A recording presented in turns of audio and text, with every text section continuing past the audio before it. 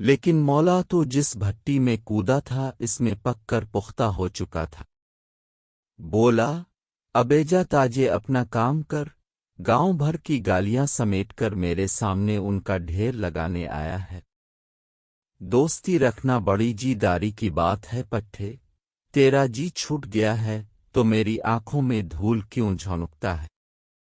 जा अपना काम कर, मेरे गुंडसे की प्यास अभी तक नहीं बुझी। जा। उसने लाठी को कंकरों पर बजाया और गिल्ली के सामने वाले मकान में मिरासी को बांग लगाई। अबे अब तक चिलम ताज़ा नहीं कर चुका उल्लू के पट्टे जाकर घर वालों की गोद में सो गया। चिलम ला।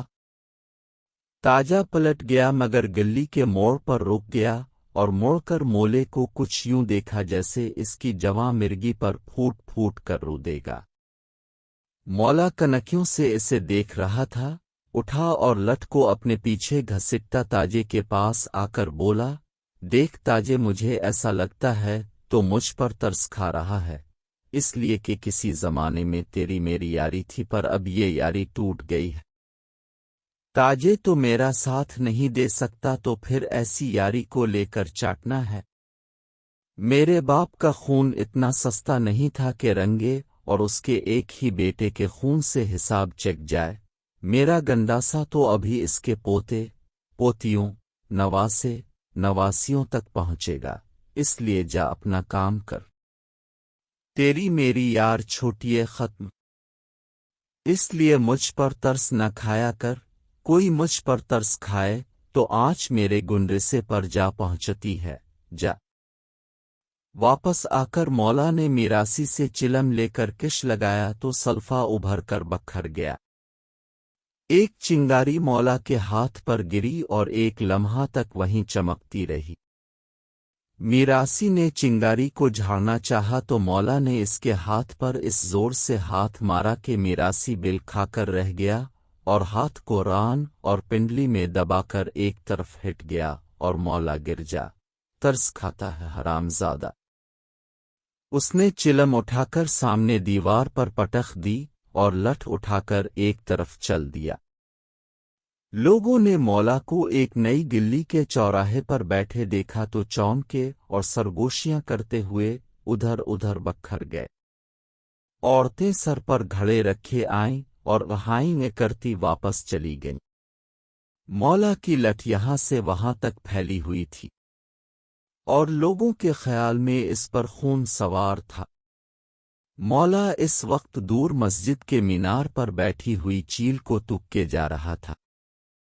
अचानक उसे कंकरों पर लठ के बजने की आवाज आई। चौंक करास ने देखा कि एक नौजवान लड़की ने इसकी लठ उठाकर दीवार के साथ रख दी है और उन लानबी सुर्ख मिर्चों को चुन रही है जो झुकते हुए इसके सर पर रखी हुई गठरी में से गिर गई थी। मौला सन्नाटे में आ गया। लठ को अलंगना तो एक तरफ रहा, इसने यानी एक औरत ज़ात ने लठ को गंदे चीथड़े की तरह उठाकर परे डाल दिया है और अब बड़े इत्मीनान से मौला के सामने बैठी मिर्चें चुन रही है। और जब मौला ने कड़क कर कहा, जानती हो तुमने किसकी लाठी पर हाथ रखा है? जानती हो मैं कौन हूं? तो उसने हाथ बुलंद करके चुन्नी हुई मिर्चें गठरी में ठूंसते हुए कहा, कोई सड़ी लगते हो।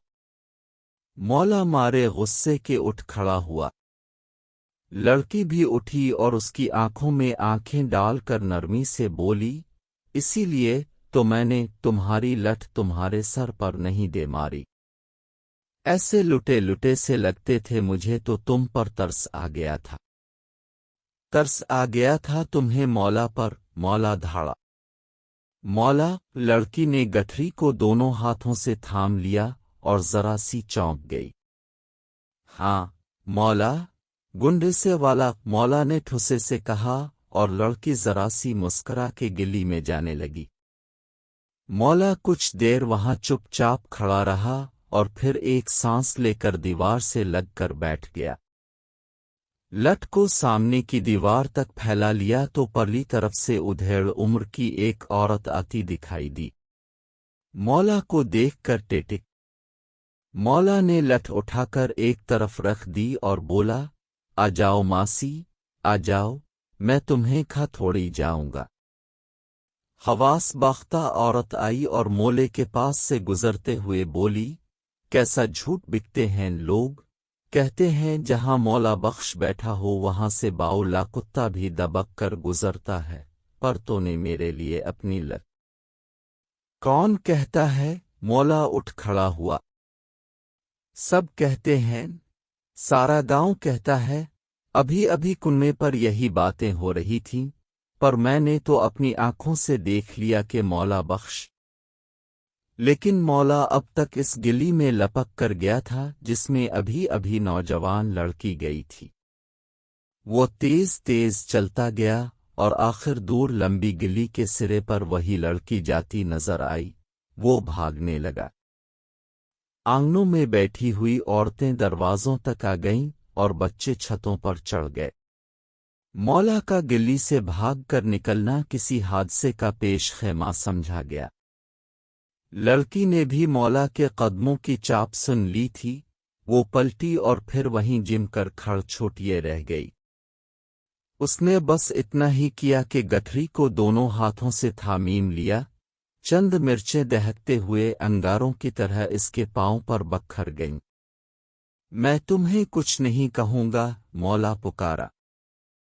کچھ نہیں کہوں گا تمہیں، لڑکی بولی، میں ڈر کے نہیں رکی، ڈرے میرے دشمن۔ مولا رک گیا، پھر ہولے ہولے چلتا ہوا اس کے پاس آیا اور بولا، بس اتنا بتا دو تم ہو کون؟ لڑکی ذرا سا مسکرا دی۔ عقب سے کسی بڑھیا کی آواز آئی، یہ رنگے کے چھوٹے بیٹے کی منگیتر راجو ہے، مولا بخش۔